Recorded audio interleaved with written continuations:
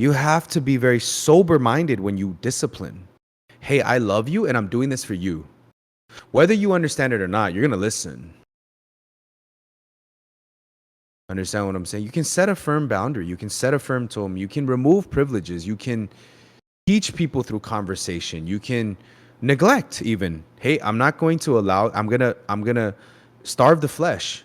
You're not gonna do this. You gotta sit here and deal with that. Nope, you're not getting on the iPad. You're gonna sit in a room and you're gonna melt, literally. And I don't have to spank you. But you're gonna sit here and every time you do this, you're not gonna get anything. And you're not gonna get a reaction out of me.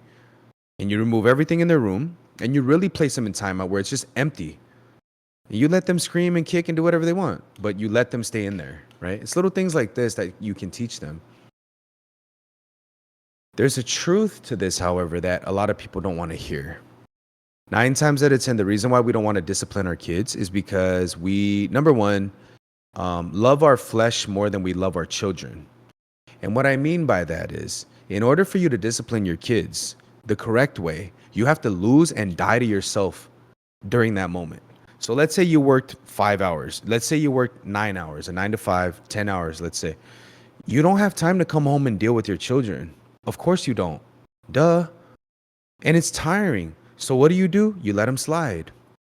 And when you let them slide, being opportunistic as they are, because all human beings are, kids and adults alike, they then start to develop a pattern, a behavioral pattern to be like, oh, I can do this when my mom's tired or my dad's tired, right? And so you let them slide because you're tired. But a real parent goes, man, I don't care if I'm tired. This is life and death. I'll die if they can live. That's a real parent. Understand? Yeah, I'm exhausted, but my exhaustion is not an excuse. They're going to have to learn. Do you understand what I'm saying?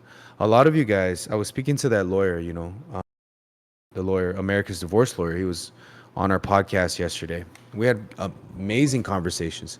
He's agnostic, but grew up Catholic. We kind of spoke about this, marriage and things like that. A lot of people had kids just because. He straight up said it, like, just like Johnny, I can't say that I fully believe in Jesus Christ and the deity of Christ, which I respect. He's like, I don't want to be fake and say that. He's like, but I don't go off of emotions, really. I said, facts. He goes, but I noticed a lot of people do.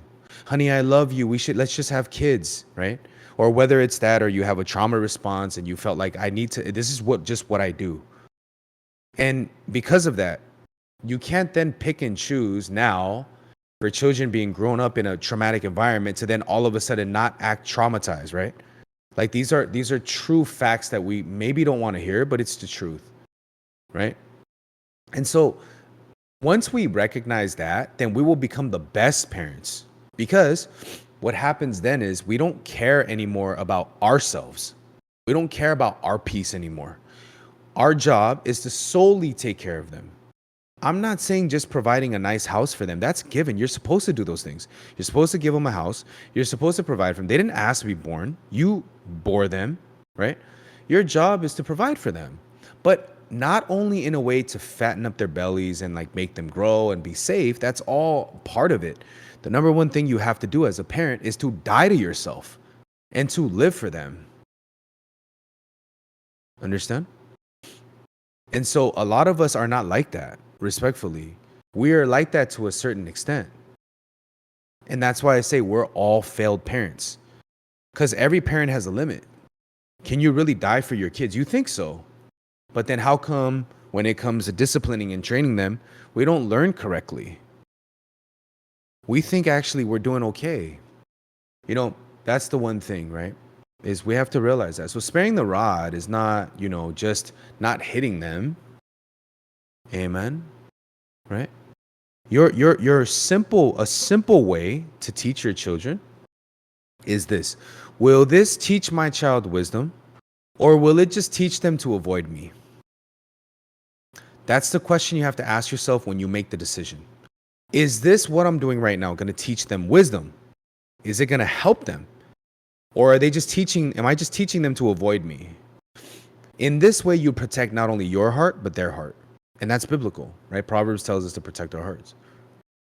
So discipline is always necessary. Understand? Right? Amen. And remember this, guys.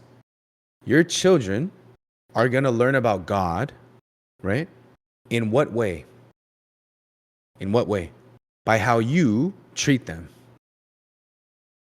So if you're all about God, let's say, but you treat them like the devil, they're going to think God is the devil. Do you understand? I don't think people realize how much of a holy responsibility it is to be a parent. I don't think they realize that. Amen. There is a holy divine responsibility. Amen. That a child will always learn about God by how you treat them, by how you model, how you walk. And that's the God honest truth. And then in that case, you will then move a little bit different versus like, I'm tired and I don't want to do this. Okay, so my mom's not going to help me. Oh, and if this person or my dad's not going to help me. So what does this mean then? This means that my dad doesn't believe in God. And if he represents God, like he's not even trying to help me. So why would I even listen? You understand what I'm saying? Why would I even listen? Like this person doesn't like they represent God? Why the heck am I listening to them? I don't want that God. If that God tells me to do this, that, and the third, look at how he acts. Look at how she acts. Do you understand what I'm saying? Amen. You guys got that, right? So this is not to put anyone down. Please don't listen to what I'm saying in terms of just like it's cutting you. It's not supposed to. I'm just saying you have to realize something here. People say that there's no manual to be a parent. Yes, there is. It's called the Bible. Amen. I had to chastise Isaiah the other day. I was sick. Right? Pastor John was like, Can you talk to Isaiah? Bro's not listening. Isaiah told me, nobody cares about me, Johnny Samchun. Everybody likes Shiloh. Everybody likes Shiloh. Shiloh is his youngest, is the youngest. And you know, being the youngest, everybody gives attention to the youngest because they're brand new. And he's what, 6 years old now, almost 7, right? And I said, Isaiah, I just said one thing to him. I said, who told you this? Who told you that no one cares about you and everyone just cares about Shiloh? Did Appa say that, which is dad? Did Oma say that, which is mom? Did Johnny Samchun say that? And he's like, no. Right? He's like, no. So cute. Right? No. Then who's telling you that? He's like, Isaiah? I'm like, no. Satan. And he's like, oh. Right? Super adorable kid. Ooh. Right? I said, do you understand, Isaiah, what I'm saying to you? He said, yes. I said, you have to realize, Isaiah, that you're bigger now. You're grown now a little bit, right? And you need to learn also to not trust everything you think and you feel, right? And he said something that I would never, that I never could understand a 7-year-old, 6-year-old saying. Do you know what he said? He goes, so I always think that I'm bad then? That's what he said. And I was like, what? Right?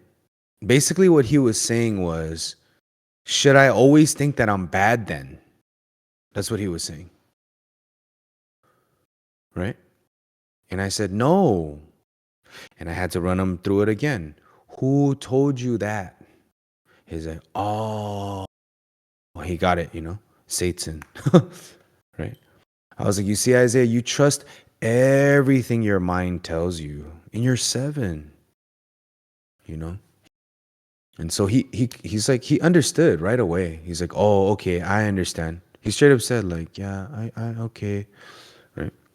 And so I told him, you have to realize that, and they said it exactly in this tonality. Isaiah, you have to realize that even if you don't feel like we love you, we love you.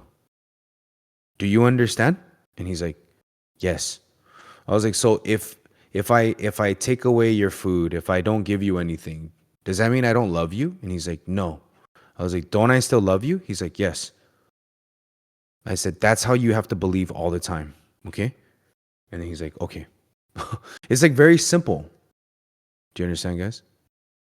But he didn't know that, right? And if you don't address that, let's say, if you don't address that, then what is he going to do? He's going to literally live for years thinking Shiloh is number one and he's number two and no one cares about him. Do you guys understand what I'm saying? But it takes a certain skill level to even to be able to see that. And that is the reason why we have to have these main stages. Because the next mindset is always, well, how do you learn this so that I can apply this? Well, that's why you have to be here. That's why you need people like us in your life, respectfully.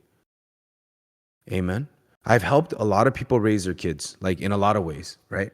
Inadvertently, actually being hands-on.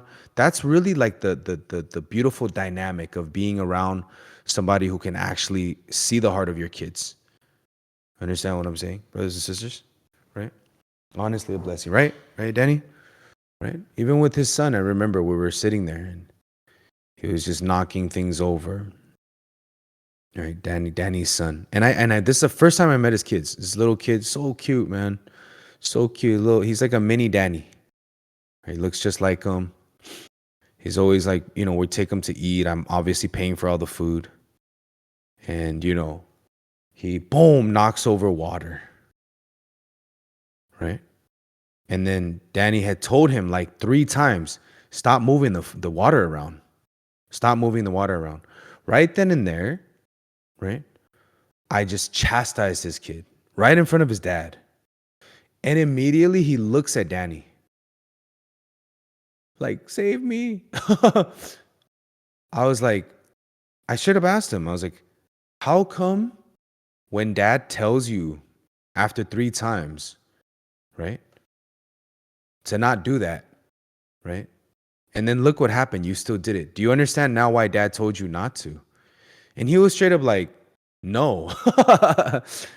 Right? And he kind of looked at him like, I'm mad. Like I don't want like him to tell me this, right? And I was like, oh, your dad has to also listen to me too.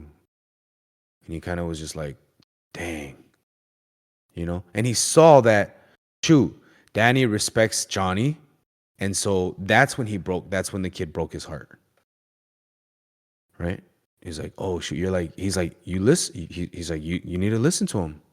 Right there, he saw it. He's young. I forgot, Danny. How old was he? Like 8 years old at the time? 7 years old too? Something like that, right?